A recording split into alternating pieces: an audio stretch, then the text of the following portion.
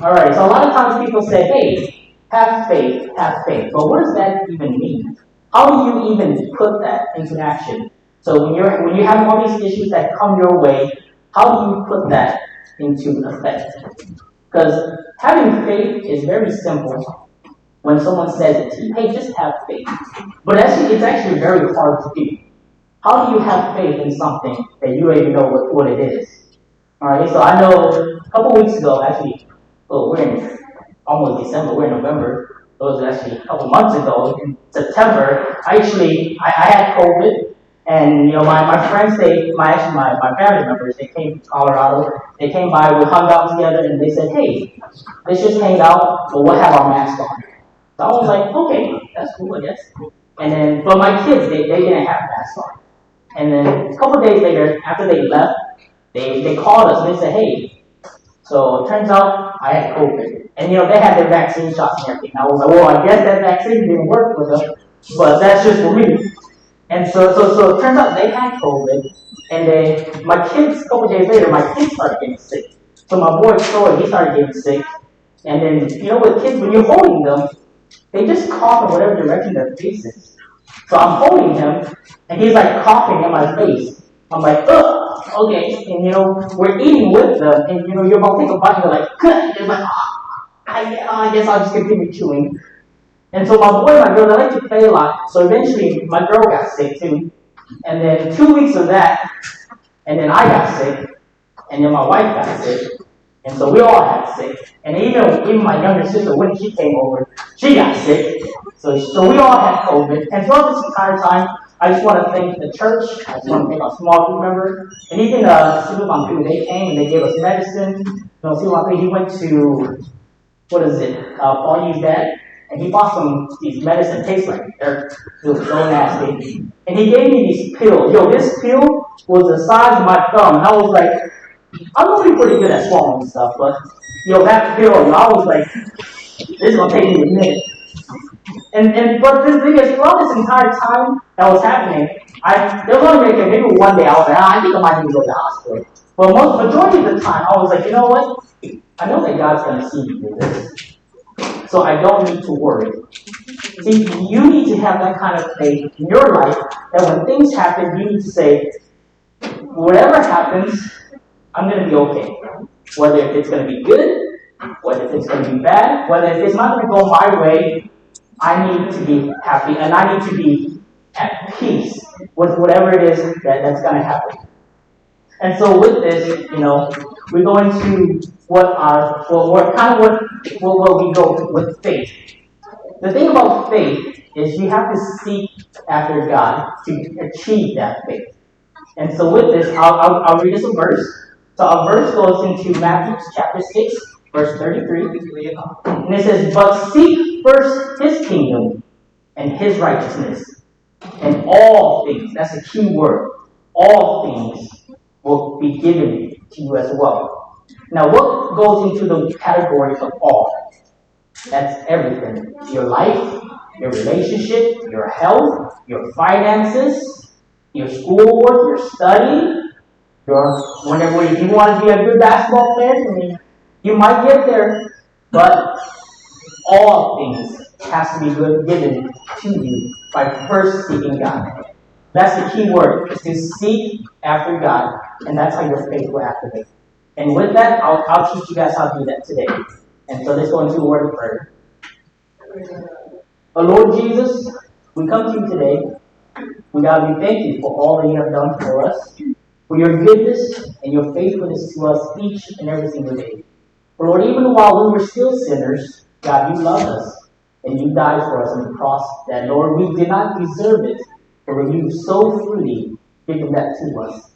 So, Lord, I pray, God, that you be with my words today. Lord, I pray, God, that may I just glorify you. And Lord, as those who are listening, those who are hearing, Lord, I pray, God, that you open their eyes. Lord, I pray, God, that you just take something and just give them something today. In your name, we pray. Amen. Alrighty, so faith in action. So I remember Shofar explained this last time. What is faith? And we know that in Hebrews chapter 11, verse 1, the author tells us what faith is. Pretty much faith is believing in what you cannot see. And that's the hard thing. It's because when you need to believe in something that you can't see, it is the hardest thing to do. Because we as people, we like to have something to feel. We like to have that safety net, that feeling of security. And that's what faith activates. Because actually in the Bible, in Hebrew, it actually tells us that faith is actually given to us by God. God actually gives us faith. And the only way you can get that faith is through Him. So that's the first thing you must do, is to believe in Him. And is to put your faith in Him. Because when you don't put your faith in Him, here's what's going to happen. You're going to automatically put your faith in other people. And we know that when you put your faith in other people, it's never going to work. So I remember, for example, definitely been a few years ago, we had a side-by-side. I don't know if you guys were old enough for that. But we had side-by-side. I was there. And I remember I went to a workshop with Pastor Greg. He was talking about pornography and how it was hard for him to overcome it. And then after that, we broke off into small groups. And so we had a small group there. We had different churches together. And there was this one guy there. That was literally the first time I met him. And he came up to me and he said, "Hey, I'm struggling with what Pastor Greg is saying. And it's really hard for me. Can you keep me accountable?" And I was like, "Okay. I'll be more than happy to help you." And then after side-by-side was over, I added him on Facebook, and I never spoke to him again. And that's what happens when you don't put your faith in God. And I'm not saying that, when you put your faith in people, I'm not going to say that it's always going to be like that. But majority of the time, when you put your faith in God, He will lead you to people where you can put your faith in. God will take you to someone. He says, "Hey, you know what? This person right here is someone who I'm working with, and I'm really close with him. So I'm going to draw you closer to this person so that you can be vulnerable with him and you can worship me together." And so at that time, I was not the person for this guy. I was totally not him. I totally failed him. I have no idea how he's doing today. And that's just the reality of it. If you don't put your faith in Jesus and you put your faith in other people, you're going to fail and you're going to fall pretty hard. Another thing is, if you don't put your faith in Jesus, you're going to put your faith in materialistic things, such as relationship, such as money. And you're going to be searching for all this stuff, and you're going to find out in the long run, that it's never going to fulfill you. You're never going to be happy. You're never going to be able to do what it is that God has called you to do, because you're never content with what God has given you. And even the worst thing is, you're going to put your faith in yourself. You're going to say, "You know what, I can do this. I can change." But then we all know, even myself, I know all too well that if I put my faith in myself, I'll be good for a day. But then the next day I slip. And then you know what? My whole faith just crumbles. Because it's not in Jesus. So that's why it's a remembrance in Matthew chapter 6 to say, all things. You must seek after Jesus in all things, and then He will give all things back to you. Now you may say, "Okay, so if I believe in Jesus, do I get what is it that my heart desires? Will I be rich? Will I have no problems of this world?" And that is actually the biggest misconception that so many people believe. See, when people they come to church, or when they see people worshiping, when they say, "Hey, you guys are going to church, I want that." But then when they come to church, they find something completely different. Because they come to have this belief that says, if I believe in Jesus, He will grant whatever desire, whatever wish I have, and my life will be trouble-free. And this is the biggest misconception of all that you will all see. Is that no, when Jesus calls you, He calls you into a broken world. And we are happy because we know that this world is not our world. But yet when people they come in, they start to believe that God is like a genie and He will grant you whatever wish, whatever desires that you have.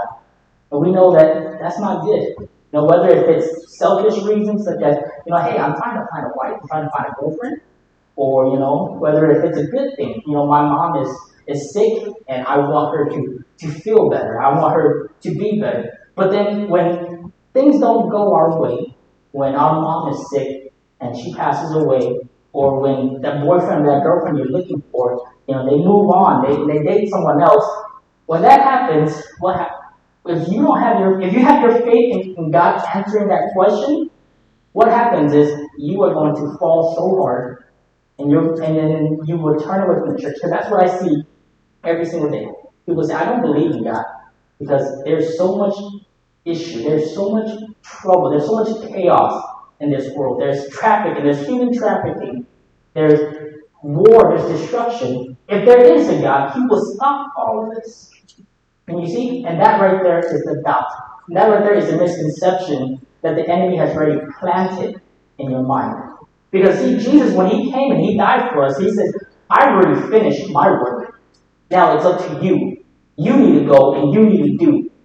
And see, so that is right there is a misconception that you must first take care of. That when those questions, when they come to you and you have all these doubts, the first thing you must do is seek after God. Because when you seek after God, He will answer those questions for you. Because if you look at it in John chapter 6, Jesus, He was feeding the thousands. He literally, this exact same chapter, He fed the thousands, He walked on water, and He went to church. And when He was at church, He was at the temple, all those thousands of people were with Him. And He told them, hey, if you eat this bread of life that I'm going to give you, you will never go hungry. And so then that's when the people said, hey, you know what, God? What is this bread of life? Can I have it? And He said, yeah, it's my flesh. And the moment He said that, all those thousands of people, they left Him. Where He was just down to just Himself and the 12. And He said to the 12, what about you guys? Are you guys going to leave me too? And they said, no, we know who you are. But we're never going to leave you for that. And see, and that right there tells us that the people that were following Jesus, they weren't following Jesus because of who He is, but they were following Jesus because of what He did. So likewise, in your life, I will say, think about it. Why are you here? Why are you following Jesus? Is it because of what He can do, or is it because of what He already did? Because remember, in the Bible, Jesus already tells us that everything He did is already done and it's complete. So He's not going to do it anymore. It's already done.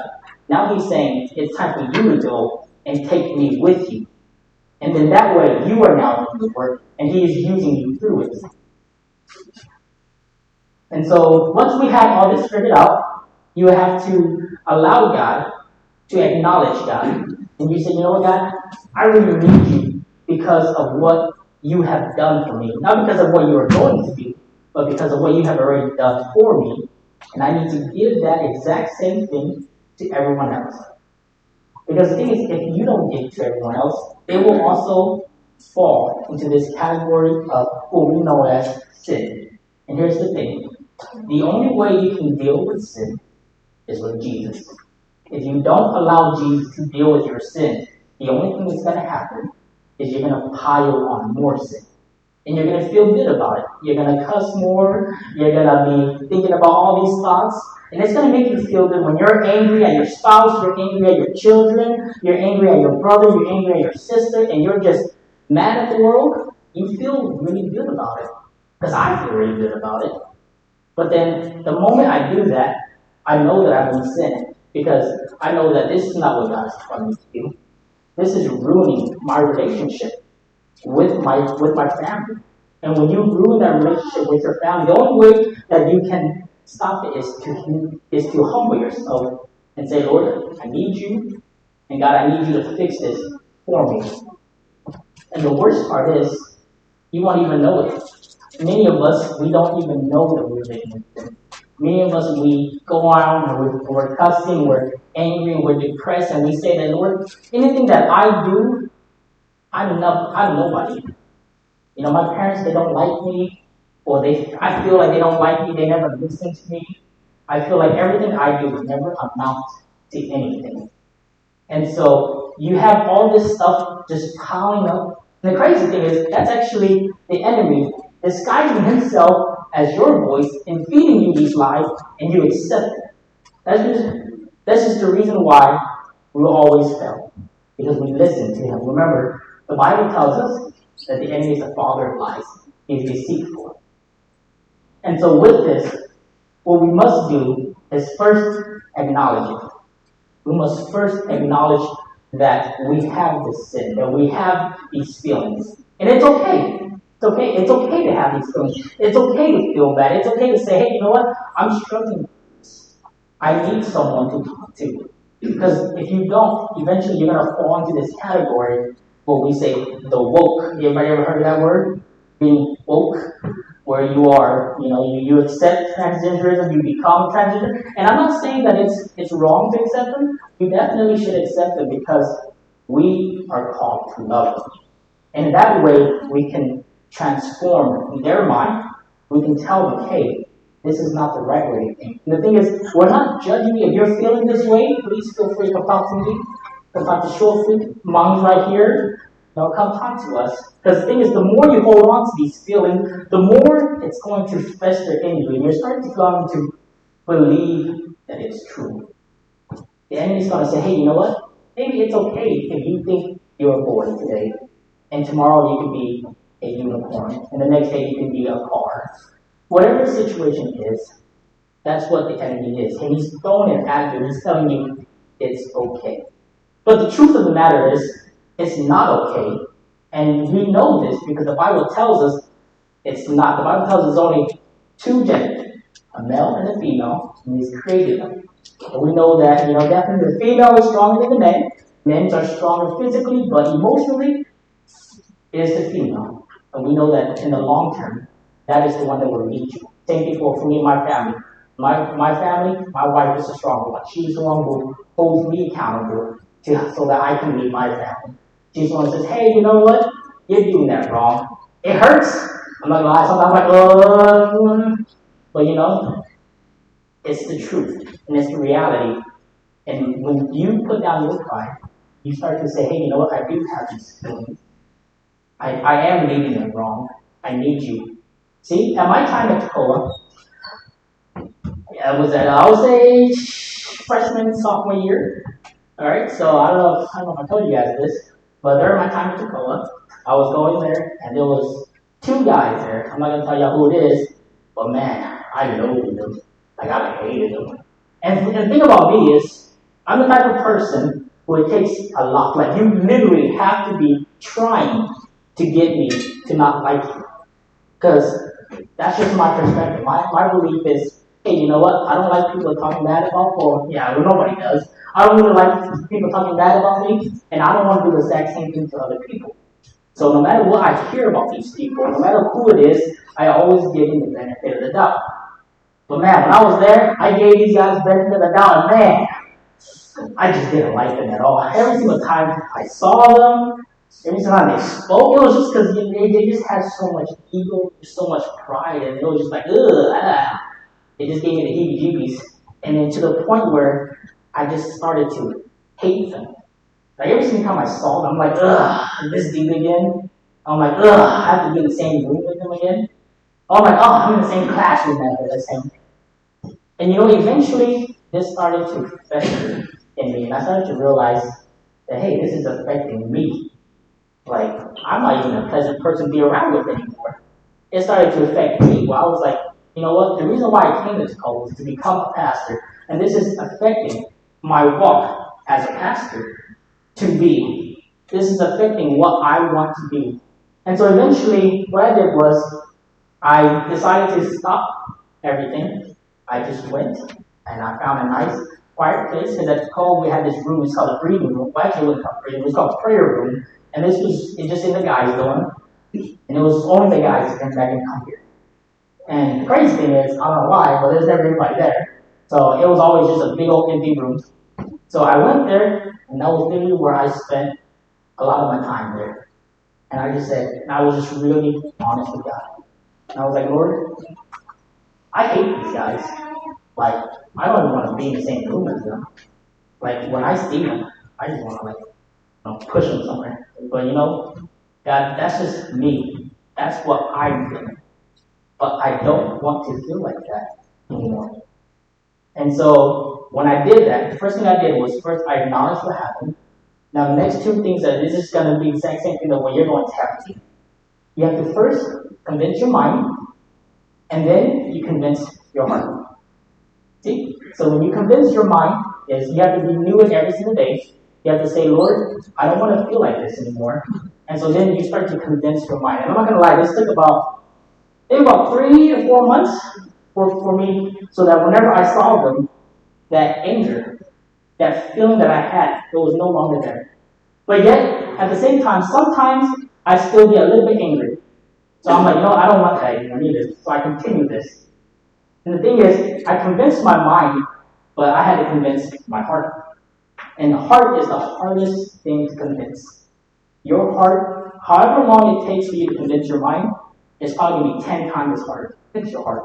Because the moment you slip, the moment you stop, everything's going to backtrack and you're going to lose it all. So you have to continue working at it. And so what I did was I continued to pray until one day, it took about a year. It was about a year that I had this unforgiveness. I had this hatred. One day I woke up and it was literally just gone. Like, it was just gone. Like, whenever I saw them, like, hey, how's it going? And that was it. That was literally it. But the thing is, it took so much work for it to stop. And so that's what faith in action looks like. And I'm going to teach you guys how to do that. I'm going to teach you guys how to go through these processes, how to go through it, how to put your faith in what people say, hey, have faith, how to put that faith into action. Because the thing about every single person's life here, no matter who you are, one thing's going to happen, and that is life.